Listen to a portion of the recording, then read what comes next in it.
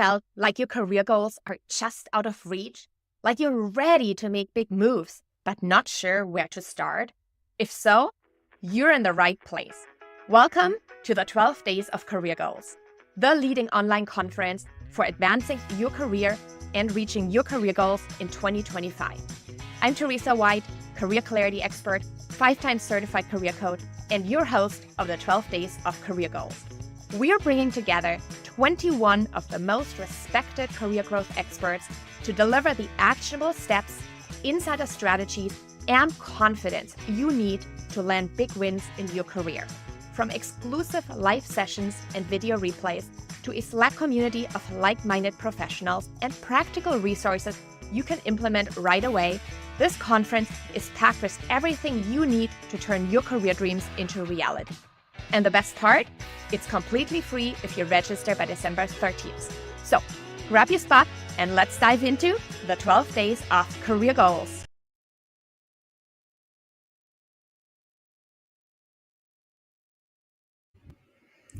Welcome to the 12 Days of Career Goals. Hello and welcome, everyone. I am Teresa White, your host for this extraordinary event, and I'm absolutely thrilled to have you here as we kick off the 12 incredible days dedicated to helping you achieve your career goals and create a future you're excited about. Before we dive into the first session today, let me take a moment to set the stage for what's ahead. Over the next 12 days, we'll be joined by 20 of the most accomplished career experts in the world, visionaries, leaders, and innovators who are all here to share their insider strategies, practical advice, and inspiration to help you elevate your career to new heights in the new year. From building your personal brand to mastering in-demand skills, from negotiating your worth to overcoming imposter syndrome, this event is packed with actionable insights you can use to achieve those big career wins you've been dreaming about. This is not just a typical online conference. This is our gift to you. Think of it as our way of spreading the holiday cheer and our way of giving back and setting you up for success. You will get exclusive access to live sessions, all the replays, cheat sheets, and resources valued above $5,400 completely free. You will have the opportunities to connect, ask questions, and even win amazing prizes worth $1,500 during this event. And most importantly, you will walk away with confidence, clarity, and a game plan to make 2025 your best year yet. This event isn't about theoretical ideas. It is about actionable insights that you can implement. Each day covers an important topic, guiding you step by step towards your career goals. Whether you're looking to pivot into a new career, land a promotion, or build unshakable confidence, we've got you covered.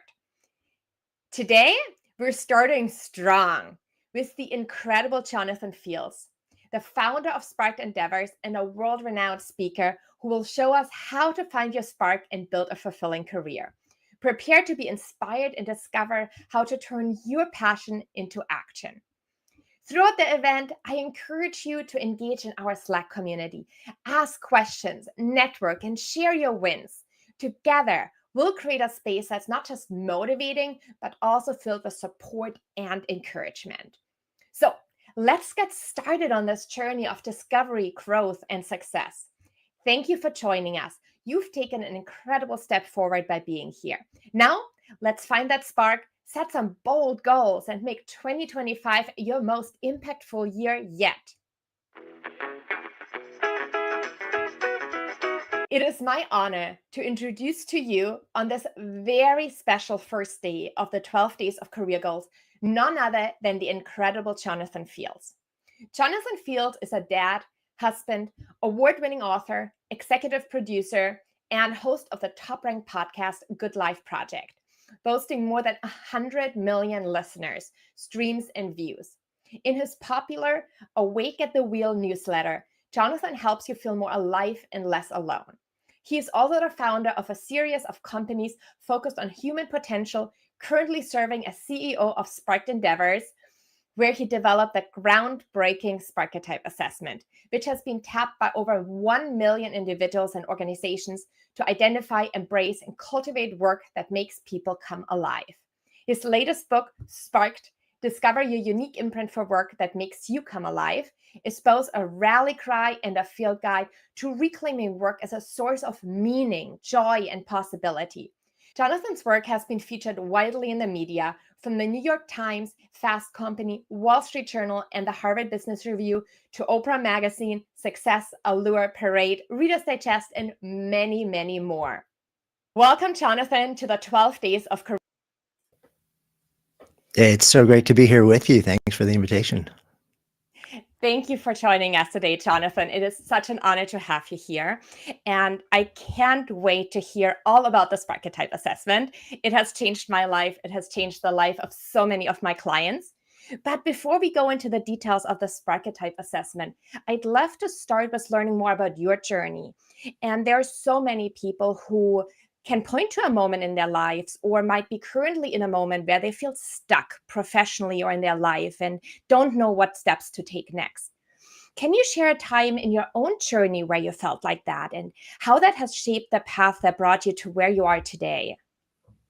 Yeah, I'm happy to.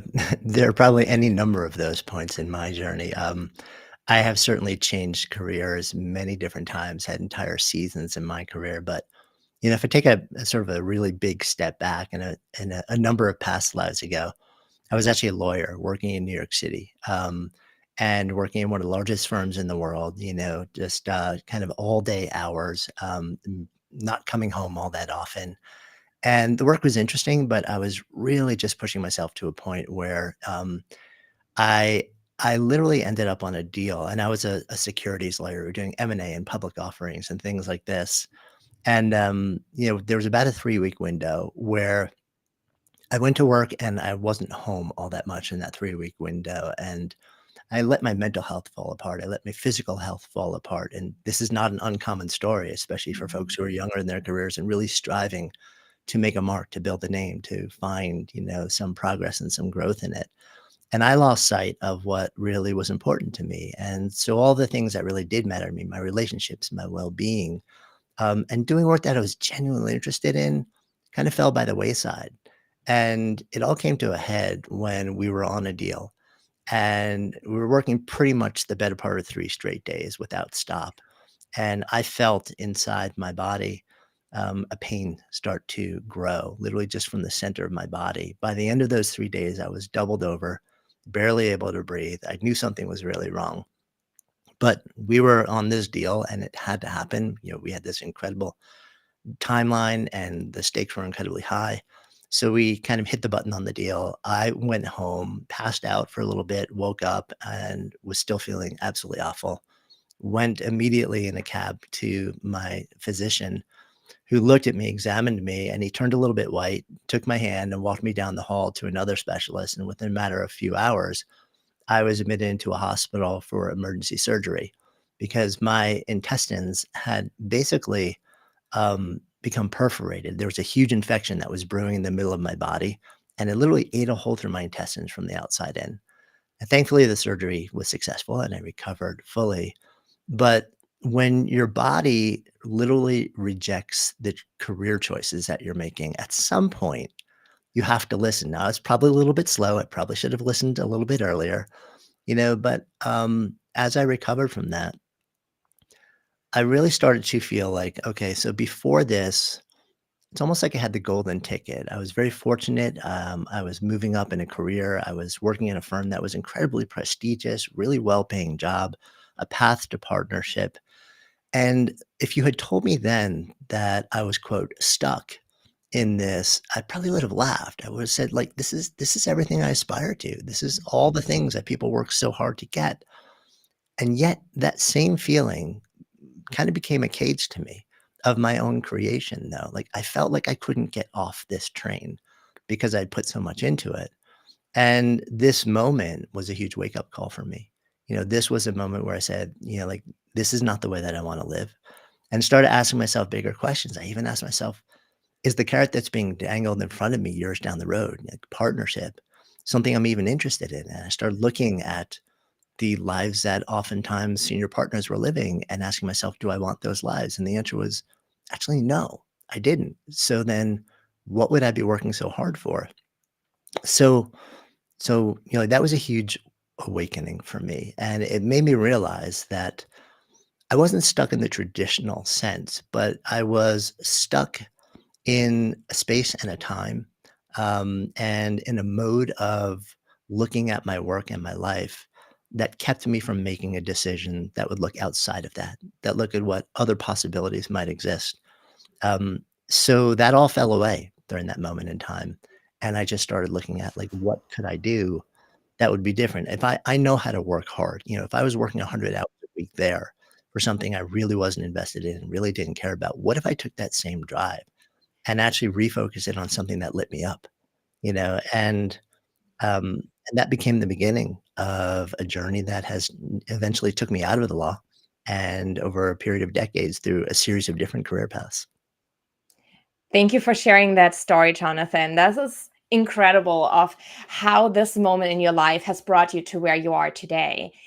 And it's something I think a lot of people experience, that our work impacts us, not just the 40 hours or more hours that we spend there, but it impacts our mental health, our physical health, every fiber of who we are. And I love how you said, what if I can put, I know I can work hard, but what if I can put that amount of energy and effort into something that truly lights me up?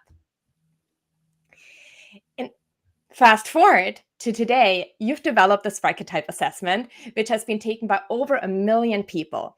The Sparketype assessment definitely changed my life. The moment I took it, suddenly every decision I've ever made total sense. And as a certified Sparketype advisor, there is a question I get quite frequently. There are so many career assessments out there. What makes this one different? And why do you think it resonates so deeply with people? Yeah, it's a question that we've been asking from the very beginning since we started this body of work, which in the space is fairly new. We really deepened into it in 2018.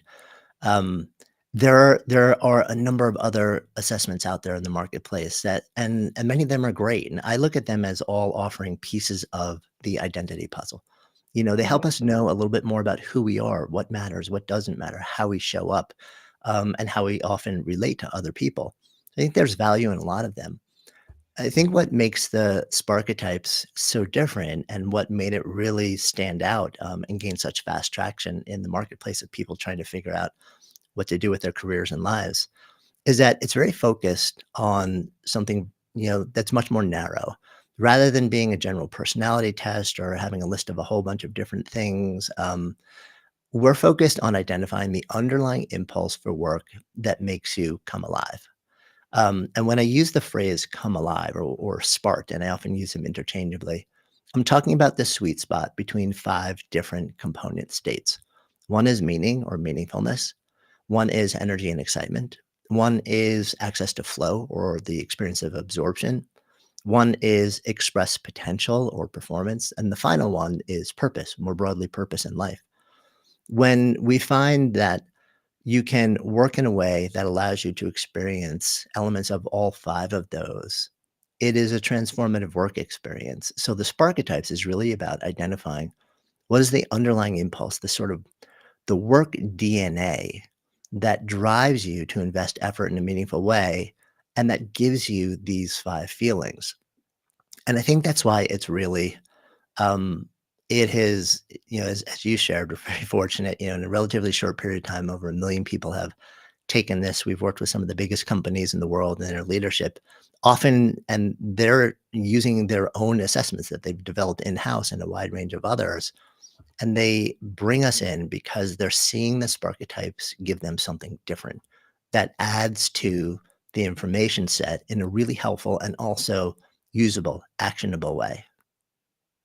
100%. And those five components, I can see that in my own work. I'm a scientist. The moment I get to solve problem and figure things out, I come alive.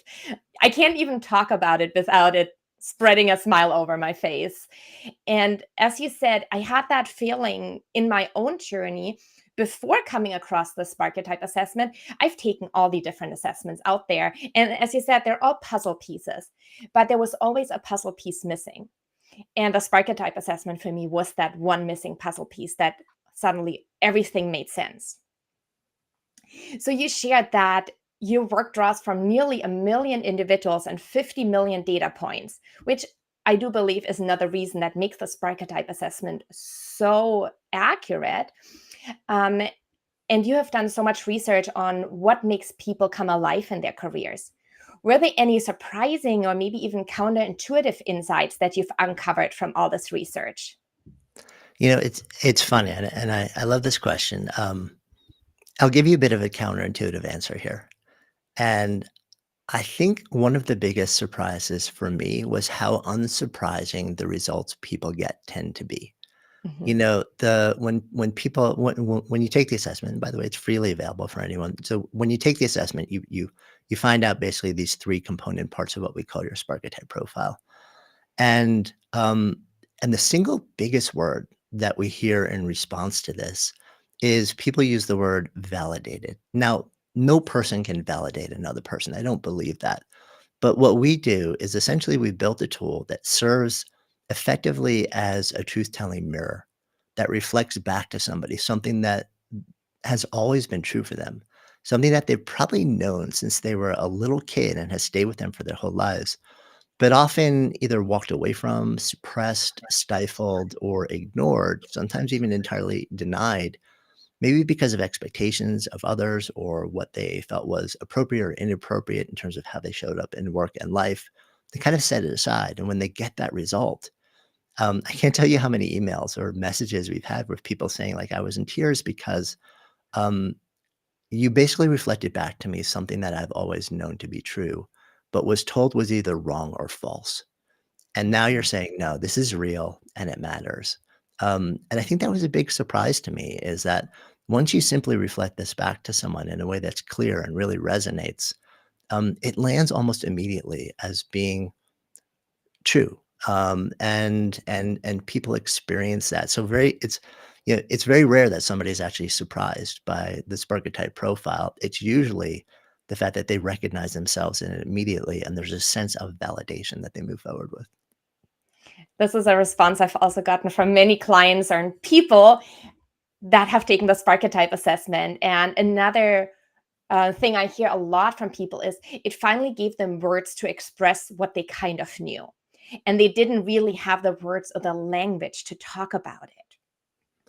Yeah, and that's something that we've worked on a lot because we really wanted to try and find out, like, how do people describe this? How do they experience it? Like, what words are people using so that we can enter the conversation that's already going on in somebody's life, in somebody's head, in somebody's heart, and not try and change the descriptions, but actually understand what is the language that they're using and then make it simple and clear and straightforward and not load it up with jargon, which is something that I think we all tend to move into in the business world, so that it also serves as a shared language so that we heard so many people say, like, I literally copied and pasted my results and I send it to my friends, I send it to my family, to my partner, to my colleagues, because this finally gives language that is feels true to me and that I can share with other people to help them understand who I am and how I show up. That is absolutely beautiful. And as you shared, the Sparketype framework helps us identify what drives people's joy and fulfillment in their work. And I'm sure there are millions of examples you could share. But is there any example that stands out to you for someone who discovered their Sparketype and then made a shift in their career, in their life? And how can our audience and the listeners today use those insights after taking the Sparketype assessments to uncover similar opportunities in their own path? Yeah, you're right. There are so many wonderful stories that have come to us over the years. Some through direct work, and some that's just come through our amazing community. Folks like you who are out there sharing this work with the world as well. A couple come to mind. We've been doing this really fun series on. We produce a second podcast called Spark, and we've been doing these career transformation stories. We actually featured you in that, by the way, for Yes, those thank joining you. in, which is a super fun conversation. Um, Maybe I'll just pick from one of those. I remember not too long ago, we had a woman in Hannah Bell. And her Sparketype was what we call the Sage Advisor. The Sage is all about illuminating and inspiring insight. The Advisor is about guiding others through a process of growth. And what we call your anti-Sparketype, or the type of work that tends to be the heaviest lift for you, is hers was a performer, which is about animating experiences. So she was a lawyer. She was sort of like a young rising lawyer doing well, but not really loving what she was doing. She had gone into that field in no small part because of expectations that had been shared with her, from family. Like, this was a great profession to go into. You'll earn good money and solid. But she was a couple years out of law school, married, and she was in a fair amount of debt. I think about, if I remember correctly, about $90,000 in debt, um, between her and her husband. A lot of that was her law school debt, actually, and she felt like she was locked into a part of the law career where also it would take a really long time to pay that off. She also happened to be commuting something like 3 hours to this particular job, which turned into a bit of a mixed blessing. On the one hand, it's a really long commute to deal with. On the other hand, she used that time to start to listen to a lot of different things, podcasts being the main thing. And she stumbled upon personal finance podcasts, and she just fell in love with the world of finance. This was something she didn't really know about before. And she started just devouring everything that she could possibly devour. She was listening to every podcast, reading every book. And this became almost this, like she was possessed, but in a joyful way. She didn't have to do this. She loved doing it. And what she realized during that time is there was this whole other world that she was deeply, deeply interested and fascinated in. She also started to realize that she could apply everything that she was learning to reorient the way that she was living her life and her husband. And within 2 years, they had figured out how to actually completely pay down the $90,000 in debt, to be completely, like at zero, and then live in a really powerful way. And everyone started asking her, how, how in the world did you do? All of her friends are like, this is impossible. How, like, this sounds like one of those fantasy things. She's like, so she started sharing, and she absolutely lit up. And then it was right around then she also took the Sparketype and learned that she was in fact a sage and an advisor. She loved the idea of learning things, but then the real joyful part for her was turning around and sharing what she was discovering, seeing the lights go on in other people. That was where the magic happens. So she said, what if I blended these things together?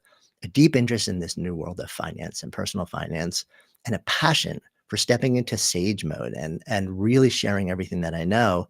She ended up leaving her career in the law and building an entirely new career, as a personal finance consultant, and actually is doing phenomenally well and buying her family an incredible amount of freedom. And she wakes up every day. She now doesn't have her 3-hour commute every day also, and absolutely loves what she does. She's lit up by it because she realized, you know, I found something that, topically I'm deeply interested in, but also this mode of being able to step into a way of not just earning a living and being of service, but helping other people light up with new insights, new ideas, new information. This was so intrinsic to her, and the fact that she got to do that, and then actually was paid to do it, was this incredible awakening for her. So that's just one example of how somebody did this, just really beautiful reimagining around understanding what her Sparketype profile was really all about. Oh, what a beautiful story. And it's not just that she found a new career, but now she gets to do the work that sparks her, that makes her come alive. And I'm sure that has such a positive impact on her, her family, her entire life, beyond just the work that she's doing. And Yeah, it's I'm been so, incredible. yeah. And I'm really curious because most recently I was following the launch of your new program, Workcraft, which builds on the Sparketype assessment and takes participants deeper into discovery and decision making. What inspired you to create this program, and how does it guide people toward career transformation? Yeah, so the big question that most people have once they discover what their Sparketype profile is what do I do with this? They spend, about 10, 15 minutes discovering this thing. It lands as really true and valuable to them. And some people just immediately intuitively know. They're like, oh my gosh, this explains so much. Immediately I'm going to do more of this and do less of that. And They just have a sense of how to actually move forward and integrate this into their work and into their life. But we also found, like, most people actually don't. And even if they have a sense, they just like a lot more guidance. Like, how do I understand? I learned something new. I learned something valuable. I have a sense for how this might inform my career choices and the way I build my work and life, but not a lot of clarity, a sort of step by step on how do I actually make this happen? How do I build or rebuild or reimagine what I'm doing in a way that centers these things in my life? So we spent years now developing a lot of tools and strategies and processes, but we were largely training certified Sparketype advisors in the deeper methodology and the deeper tools, and they were taking it out into the world. And we wanted a way for folks who maybe were not oriented towards working individually or in groups, but just needed something more streamlined and simplified to do on their own, to be able to take the assessment, learn their Sparketype profile, and immediately step into a program that answered a lot of these questions for them and kind of took them by the hand and gave them ideas and tools and strategies and processes to help reimagine the way that they're looking at their work and their life. So that's where the Workcraft program was developed, and we just integrated a lot and sort of like tested and refined to create this sort of very streamlined experience to help you actually try and figure out, like, the promise that we're always trying to work towards is how can we help people make work one of the best parts of their lives? And this is another piece in that puzzle.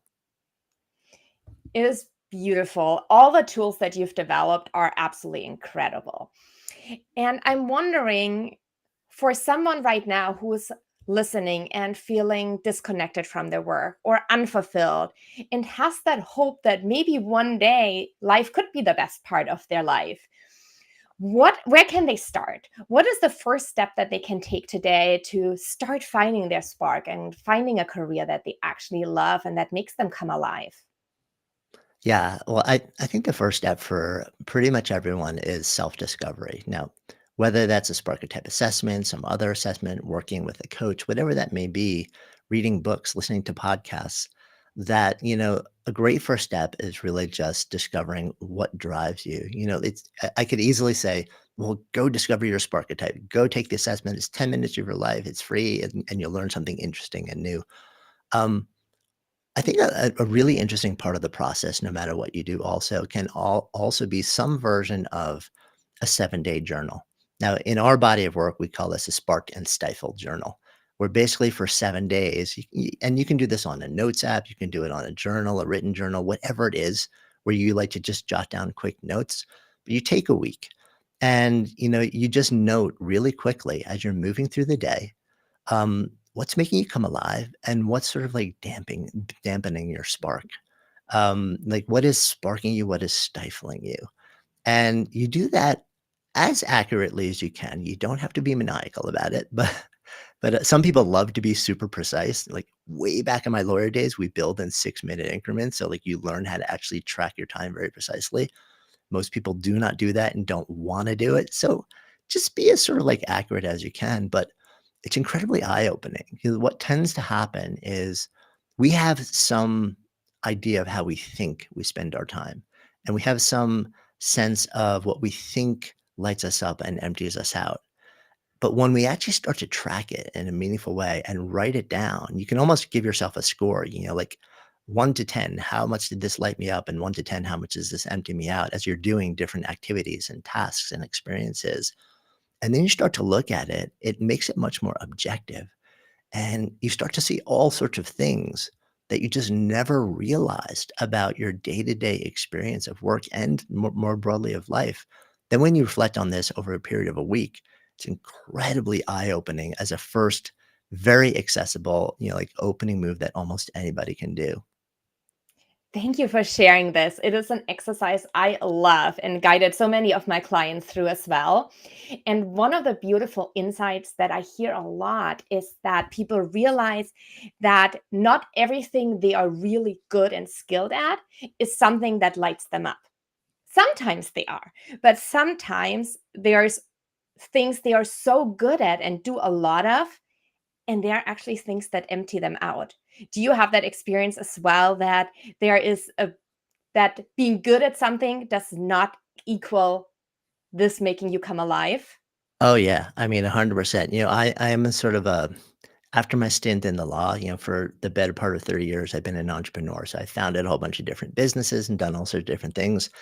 And I bootstrapped all of them, meaning, especially in the early days, until we were, cash flow positive enough to actually build teams, I was doing every job that needed to be done, so and there were plenty of times where I was doing things where it absolutely emptied me out. I had no interest in doing this, but this is what I signed up for. This is what you do when you're a founder, when you're building something new and you don't have the outside funds to actually just immediately start with a big team and outsource everything to them or delegate to them.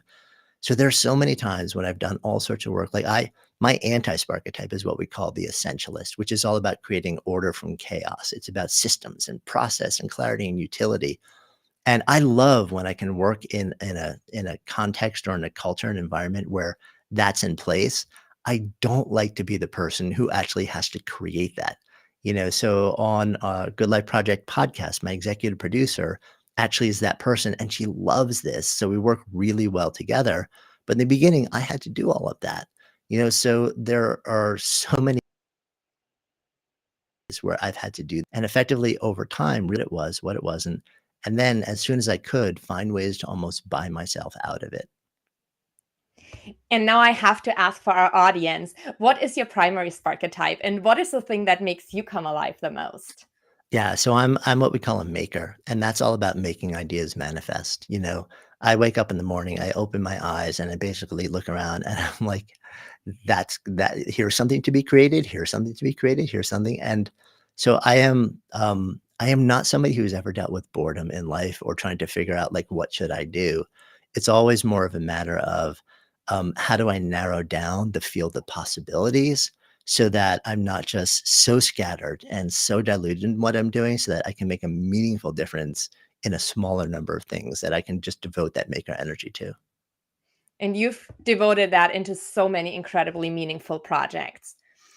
And for our audience, there's a lot of times the question that I get that, well, if I just want to pursue what sparks me or my passion, that doesn't really align with financial stability. In your case, you went to law school, you invested a lot, and it's a big risk to be like, okay, I'm going to leave this to pursue something that sparks me or that makes them come alive. How do you help people navigate the tension between doing what they love and work that makes them come alive and meeting their practical needs? Yeah, it's such a great question. And I think it's a really important one not to be kind of career delusional about. Like let's own the fact, let's acknowledge the realities of your life, wherever it is in this moment in time. Sometimes we're in moments where we feel flush, we feel stable, we feel where we have abundance and excess. Sometimes we go through moments or seasons of our lives and our work where things are just really hard. Mhm. Circumstances often outside of our control land in our lives that create a lot of demand on us. And the realities are that not all options are open to every person at every moment. So rather than shaming ourselves for that or sort of like listening to somebody who says that's not true, like this is all something that you're just imagining or making up, I think that really does us a disservice. Let's own the fact that sometimes things are just hard. And Yeah. sometimes money and safety and security and covering our essential needs is really the primary focus. And that's okay. If you've got three kids and you're a single parent and you're working two jobs just to try and get through every day, to say just drop it all to go do what you love doesn't help anybody. It's not realistic. It's really delusional and it shames somebody who's not willing to do that. So I think it's really dysfunctional. You know, so I think first, we take each person where they are in the moment in time that they're in and acknowledge the fact that this is your current circumstance and that's okay and you're doing the best you can. And this is a season and seasons change. Um, but also at the same time, I think we do want to plant a seed that says, okay, so let's look at the actual circumstances of what you're doing right now and see, is there anything that we can shift or tweak or make subtle changes even that nobody else will even notice, that you don't have to go and seek approval for or get permission for, but they're subtle enough, but they have the effect of just slightly realigning what you do on a day-to-day basis with your Sparketypes, with those things that make you come alive in ways that maybe nobody else even notices or pays attention to, but you notice. So you're doing the exact same job in the same circumstance, but slightly differently. You're stepping into it slightly differently. And because of that, you get to experience it also slightly differently. And I think that can be really powerful. We identify sort of 3 career paths, in our body of work, and the first 2 most people have never heard of. We call them the realign and the reimagine path. And that's where you're staying where you are, because the security and the money and the benefits, all that stuff really matters, and you don't wanna do anything to rock the boat. But there are different degrees of shifts that you can start to make, from really mild to more substantial that make a really meaningful difference in the way you experience often the same job, without putting at risk you honoring that value of covering your essential needs in that moment in time. I love that you're sharing that this isn't about you have to quit your job tomorrow and do something completely different, but you can make really small tweaks. And as you were sharing that, a recent example of a client just came to mind for me. And her anti-spark type was the performer, so that enlivening, engaging moments. And her primary spark type, just in the example you shared, was the sage and advocate as the shadow. So she loved to share knowledge and guide others. She was very close to a burnout because she was leading so many meetings every day. And she put it on her to be in the spotlight, to engage and liven the meetings. And the change that she made after doing the work, that self-discovery work, was why don't doesn't she approach the meetings as I'm going in here to share knowledge and to guide you. I'm not approaching this meeting as I'm in the spotlight, I'm engaging and livening, but I'm coming in to share knowledge and guide others. And that mindset shift changed everything for her. Yeah, I love that, and even building on that, like a quick brainstorm on that situation. So, if her anti-Sparketype is a performer, which is all about animating, electrifying, like moments and interactions and experiences, and that's just the thing that, for whatever reason, intrinsic to her, just is more emptying, is more depleting. You can just start to once you understand that, you're like, well, is there a way that I can sort of like do less of this work? I wonder what would happen if I empowered others to step into more of a facilitation mode in meetings. It lets them build skills, it lets them build confidence, it lets them feel more cohesive and sort of like build social currency within the group and the team. And I also take some of that burden off of me in doing the thing that is more emptying for me. So I find that when you really understand, like these dynamics, and you also then you understand the dynamics or the spark type profiles of the people on your teams, you can really negotiate. You can sort of like reorient who's doing what and how, so that everybody just feels like they're much more enlivened.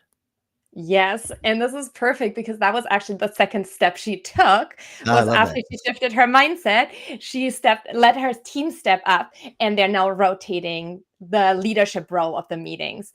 So it is without changing jobs or without changing anything broadly, everything changed for her in the way she approaches her work.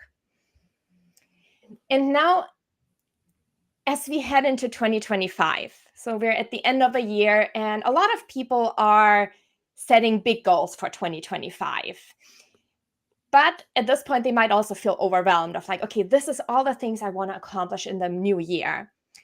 What's one piece of advice or perspective that you would like to share to help them feel more inspired and empowered to take meaningful steps without being so overwhelmed, and guiding them in a direction of finding more fulfillment in their work? It's such a great question, and everybody is in that mode right now with the sort of they're already looking at the year to come and trying to figure out what do I want to make happen, and oftentimes some sort of change in the context of career is in the air for them. You know, so I think what I would offer is to start inside, not outside. We have this compulsion whenever we feel like, okay, so this thing that I'm doing right now isn't quite right. And there's something else I want to move into, or sometimes even create myself, that we start looking outside. Like, what are the different jobs that I might consider? What are the different industries? What are the different companies? Or maybe I'm going to start my own practice. What would that look like? What would the shape and feel of it look like? And we go there in no small part because it's fun. It's exciting. It's like, "Oh, now I'm playing in the world of possibility. How cool is this?" And it is cool, and it is exciting, and I would never wanna take that away from anyone. That said, oftentimes, we kind of get lost in that world, and we start to reverse engineer decisions that would allow us to just sort of, like, step into an imaginary future, but they're really not based on who we are. They're based on who we wish we were or who we what we thought an opportunity would be, and how we thought it would make us feel. I think the much better first step, and I'm not saying, like, you're not allowed to go and do that fun possibility stuff. Go do it, have fun, but give equal, if not more energy to self-discovery, to self-knowledge. Take the time to really figure out, who am I? What wakes me up? What empties me out? What drives me? What gives me meaning and purpose and joy? And when you really deepen into these things, like, understand yourself in a really powerful level. What we saw over the last 4 or 5 years, was this kind of wild swing. We saw the pandemic, then we saw a mass exodus that everyone was calling the Great Resignation, right? And then we saw, not too long after that, what people started calling the Great Return and the Great Regret. And my take is that a big part of that was caused from a lot of people having a major disruptive exit normalized in a way that it hadn't been for years Mm. before. So now all of a sudden, people who were not happy in their jobs, would never have thought about leaving. When everybody else is doing it, it's like, "Oh, I guess this is actually the thing to do now. It's actually okay. It's socially acceptable. I'm gonna go and do it." And they flew out the door to other opportunities without taking that extra step of saying, "Who am I? What really matters?" And then matching up opportunities with that deeper self, knowledge. So I would invite people to dabble in the realm of possibility. Go play with it. Go have fun. And at the same time, allocate a meaningful amount of energy to really understanding who you are and what matters to you, so that when it comes time to actually start making decisions, you have a much better sense for what's real and what's not. I agree with that so deeply. It's not easy to do that inner work and to find out what gives us meaning and what do we value. But that work is so incredibly powerful and can help us make so much better and easier decision also because we can feel what is more aligned with us. And as we're getting into the last 15 minutes, I want to open it up to the audience for questions. And I also already got a couple of great questions in here. So I'm going to drop one into the captions here right now.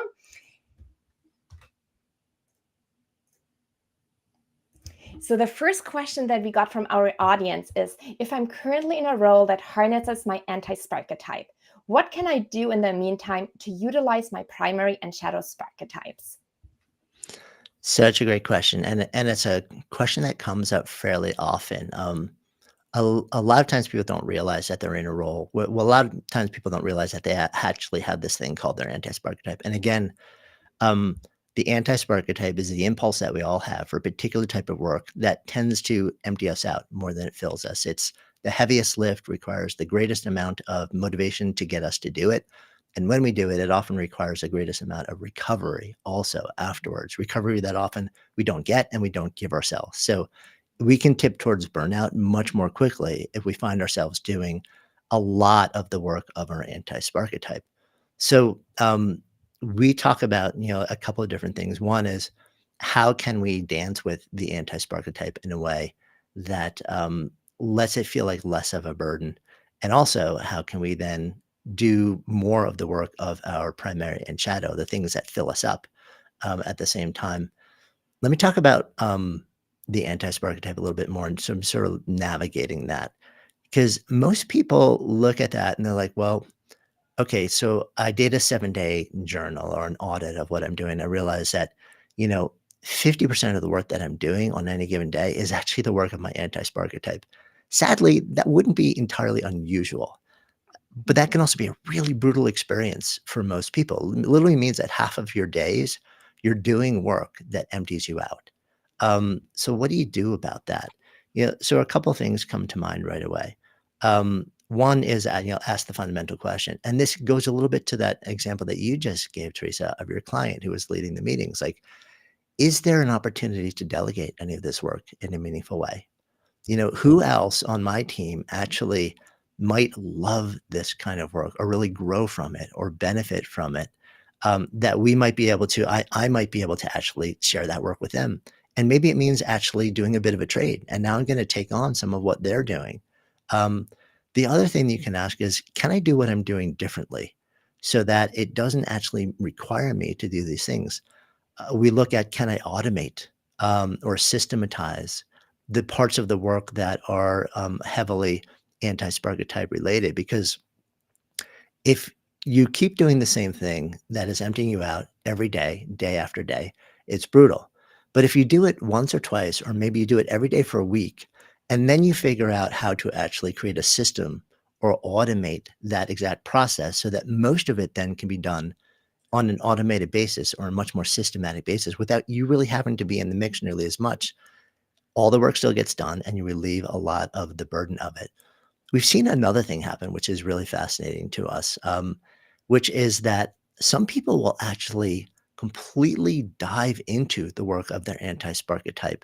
Instead of trying to sort of like avoid it or get it off their plate or systematize it, they'll actually say, you know what? There's no real easy way for me to make this go away. But if I can take a week or a month and just get really, really good at this and really efficient at it, I can make it happen at a much higher level with a fraction of the time and a fraction of the effort. Now, will that completely eliminate the sort of like the energetic drain of your anti-spark type? No. But will it make it a lot better? Yes. So we see some people actually almost like running straight into it to build really strong competence around it in a way that allows them to actually do that work much more quickly, efficiently, and effectively. So it takes up a much smaller part of what they're doing. And then they can take that extra time and refocus back on, okay, so how can I bring more of the work of my primary and shadow into it? I'm curious, do you see this in clients that you work with as well? Yes, absolutely, I do. And I love that there's not one right answer to work with your anti-Sparketype. There's everyone can find their own way to work with it, from avoiding it as much as possible to becoming really good at it. One other thing that I see a lot is once clients understand that there's nothing wrong. We all have an anti-spark attack. For all of us, there's something that drains us and there's things that energize us. And there's nothing wrong with you for something feeling draining. That already takes such a weight off their shoulders. And then when they understand, okay, this is just who I am as a human being. And now that I understand that, I can adjust the way I approach it. I can find ways to recharge. A lot of people that I work with, even when they say, like, okay, now I know this, let's say the meeting, this is going to be a heavy lift, but I decide I want to do this anyway. And after that, I'm going to take a 20-minute break and drink a cup of coffee. Yeah, it's almost like you like, and this is one of the other things you build self-care and rewards around the behavior, which can Yes, really help as well. Yeah, but you also bring up a really, I think, important point about the anti-spark type, which is we all have them, but also there is no job that exists, no matter how good it is, no matter how well aligned it is, where you literally get to do zero of right. the work of your anti-spark type. Maybe there is actually. Maybe there are some where you get to entirely opt out, but for the most part, for most people, there's gonna be some of that work where it's just like, it's not your thing, It's, and hopefully it's less than 10% of what you're doing on a daily basis because that's pretty manageable. That's pretty fine for most people, But I think the idea that you could also entirely eliminate it, or if you're looking for a new job, like looking for a job that has absolutely like 0% of the work of your anti-spark type is probably unrealistic, And even if it says that it doesn't have that work on paper in the job description, it's a pretty safe bet that once you get there and you start doing the job, you realize, oh, this is actually still a part of what I'm doing. So it's a matter of figuring out like how can I actually minimize the experience of it in the work that I'm doing, but knowing also that just realistically, you're probably still going to never be able to entirely opt out of it. I agree. But what an amazing experience it is, even if you do 80% of the time work that makes you come alive. That for me personally, what fills my battery so much that the 20% that drain me is okay. Yeah, I want to 100%. bring in the next question from our audience, which I think is so interesting. Do our values set the limits to navigate between passion versus practicality? Yeah, values are definitely a really big part of the decision-making process. We tend to look at values a little bit differently than most, though. I think pretty much everyone who's been in any kind of work environment at some point has done a values exercise. I think it's really important, and values broadly discussed is generally understanding what is important to you when making significant decisions. So if I'm deciding whether to take a job or to move somewhere or to buy a house or to, like put my kid in this school or to have a kid or like all these different things, very often values are central to that decision-making process, and it definitely is central to the decisions that you make about your career. So, like, you may actually have an opportunity for a job where, it seems like there's gonna be a ton of the work of your primary, Sparketype in there, like, like, "Oh, you're a sage and you're facilitating all day long, and this sounds incredible," right? You also have a value of wanting to provide financially, and provide security for your family. And this particular job only offers a fraction of what you would need to do that thing. So are values going to play a role in that decision-making process? Sure, of course. And sometimes you have to really just think about it and get clear. One, what are my values? If it's a money thing, what are my values around money? Um, and then also, how do I do this dance of navigating, honoring that value, and at the same time, doing work that I know is intrinsically meaningful and joyful and purposeful to me? And where people land in that is completely individual, to each person. But I think the bigger and more important point is to actually understand that like these things are both important. Values help you understand how to make the decisions, and also understanding who you are and what matters to you from a Sparketype, from an intrinsic drive to do certain types of work and the way it makes you feel is another really important data point. And very often it's also not just our values. If you were in partnership, it's going to be the values of you, but also you're going to want to have a conversation with the person you're in partnership with because it's gonna affect you both and it's gonna affect your relationship. So, I think there's a broader decision-making experience that often we don't think about. But once we're grown-ups and once we're not just living in isolation and we don't just get to make decisions that are 100% about us, then things become more complicated. But also, that doesn't mean that they're harder or worse. It just means that we bring more people's needs and values and expectations and desires into the experience. And I think it's so helpful to make that conscious because a lot of that runs on a level that we might not be even aware of. And a value conflict I come across quite a bit is that people value stability and they value security. But at the same time, they have values for more fulfilling work or seeking meaning or finding something more exciting or challenging. And those values then come really in conflict with each other as they're trying to navigate a change. And I feel like just the exercise of making that conscious of, okay, those are my values, and now how I can work with them becomes a really helpful tool in then making decisions. Yeah, and sometimes you navigate, sometimes you negotiate interesting moments too. Like I remember launching one particular business. I had no idea if this was going to work or not. Like was you married, had a young kid, and providing security and stability was important to both, like my wife and I. So we kind of negotiated a certain window of time and said, okay, so we are cool, allowing a year or 18 months at taking a shot at this, knowing that, if I can't grow this thing to a point where it's contributing X amount to our family income in this amount of time, then we actually are gonna come back together and have a new conversation to say, like, "How's this going?" Like, is the trajectory still interesting? Do we keep it going a little bit more because it looks like it's going well, or do we basically wind it down and say it's time to actually move on, do something else? So I find that sometimes, negotiating tolerable windows of experimentation can be an important part of the conversation. Absolutely. And I want to make time for one more question we just got in the chat. What are some strategies or practices you recommend for ensuring a career remains fulfilling and aligned with someone's passion over the long term? Yeah, this is a great question because, so often we see what we call drift, Sparketype Mhm. drift. And that means, let's say you take a job or you even start your own business and you're doing everything and it feels super well aligned with who you are and with all the things that matter to you and you feel great, right? And then a year down the road, you're like, you're still feeling pretty good about it. And then 3 years down the road, you're like, not feeling all that good about it anymore.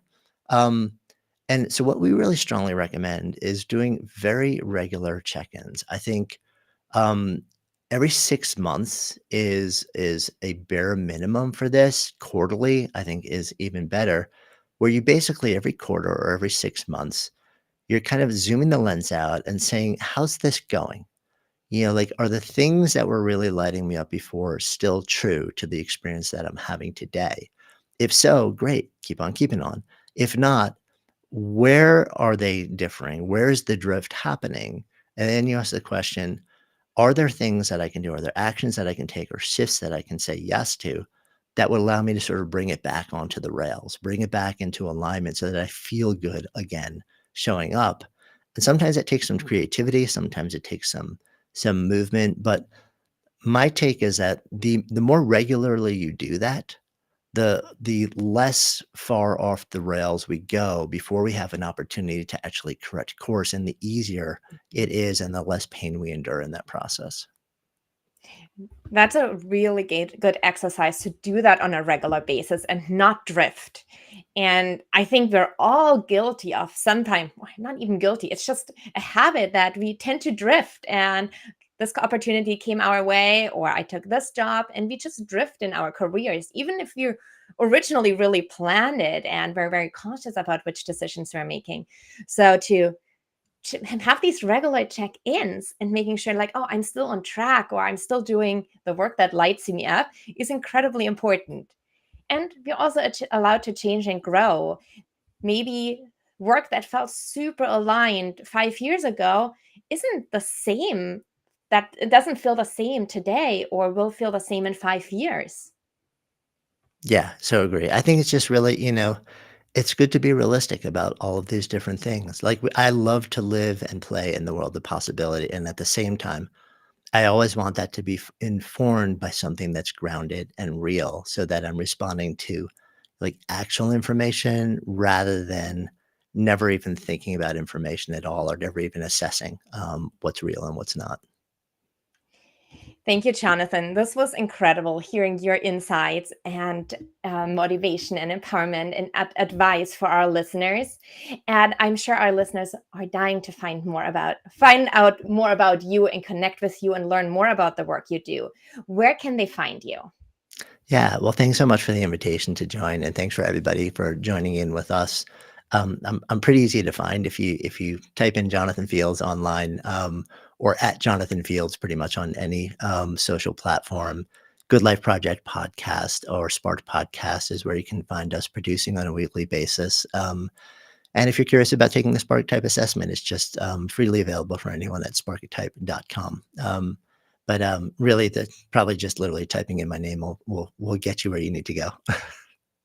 And I highly recommend for everyone to take the Sparketype assessment. It's 10 minutes and it is so incredibly powerful. Thank you again, Jonathan, for being here today. It was an honor to have this conversation with you. And it was an incredible, inspiring session for all our listeners who are tuning in live and anyone who's going to be watching the replay. Thank you so much for your time and for being with us here today. Yeah, it's been my pleasure. Thanks so much for having me. Wow, what an inspiring session we've had today with the incredible Jonathan Fields. Jonathan, thank you again for sharing your wisdom, stories, and the groundbreaking work you're doing to help people discover their spark and build fulfilling careers. To everyone who joined us today, thank you for being part of this transformative conversation. Before we wrap up, I'd love for you to take a few moments to reflect and take action on what you've learned today. Step one, reflect on today's insights. What stood out to you today most? take a moment to write down those key takeaways in your guidebook that you got along with the 12 days of career goals registration. Write down the ideas that you want to carry forward in your new career journey. And then commit to a specific action. Think about one thing you can do right now to apply what you learned today. Is it exploring the Sparketype assessment? Is it scheduling time to reflect on your values or what brings you joy or what brings you fulfillment? Or is it taking a first step toward a long-held dream? Write it down in your guidebook. When we write things down, they stick with us, and we are so much more likely to implement what we want to be doing. Action transforms ideas into reality. And then, last but not least, continue the conversation. Make sure that you are joining us in the Slack channel to share your reflections and to hear from others on this journey. The link is in your emails to join the Slack channels when you're registered for the 12 days of career goals. And I'd love to hear your takeaways, questions, and to continue this conversation with you. Finally, make sure that you are joining us again tomorrow for day 2, where we'll be diving into building a powerful personal brand with another amazing guest, Diana Waike-Jan. Trust me, you will not want to miss this. Thank you again, Jonathan, and thank you to all of you for showing up for yourselves, for your careers, and let's make 2025 the year we come alive in our work, in our lives. See you tomorrow.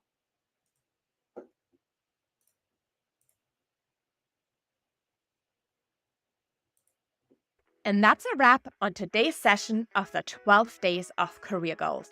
Whether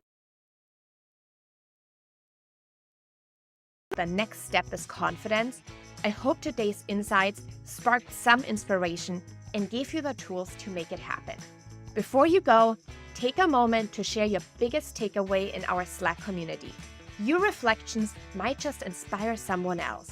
And if you have questions for upcoming sessions, post them there so we can tackle what matters most to you. And if you haven't already, be sure to register for the rest of this free online conference at bit.ly/12 days of career goals. Thank you for spending time with us today. Together, we're making career goals achievable, one step at a time. I will see you back here tomorrow at 1 p.m. Pacific, 4 p.m. Eastern for another incredible session. Let's keep building the career you deserve.